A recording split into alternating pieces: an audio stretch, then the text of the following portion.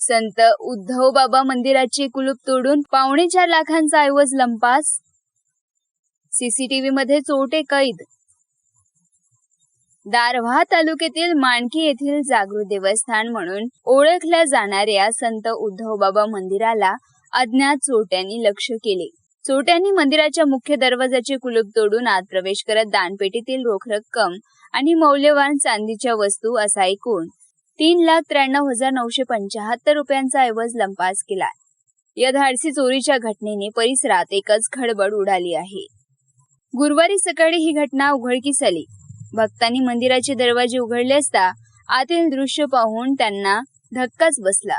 चोरट्यांनी मंदिराच्या गाभाऱ्यात प्रवेश करून 5.5 किलो चांदीच्या विविध वस्तू आणि दानपेटीतील 60,000 रुपये रोख रकमेवर डल्ला मारला. ही संपूर्ण चोरीची घटना मंदिरातील सीसीटीव्ही कॅमेऱ्यात कैद झाली आहे.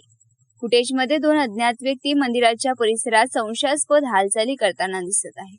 या पुराव्यांच्या आधारे दारव्हा पोलीस तपास करत आहेत.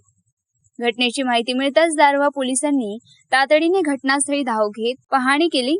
श्वान पथकाचीही मदत घेतली जाण्याची शक्यता आहे. परिसरातील नागरिकांमध्ये या घटनेमुळे भीतीचे वातावरण निर्माण झाले असून चोरट्यांचा तात्काळ बंदोबस्त करण्याची मागणी भाविकांनी केली आहे. जागृत देवस्थान असलेल्या परिसरात चोरी झाल्याने भाविकांच्या धार्मिक भावना दुखावल्या आहेत. सीसीटीव्ही फुटेजच्या आधारे पोलिसांनी लवकरात लवकर आरोपींना अटक करावी अशी मागणी ग्रामस्थांकडून होत आहे.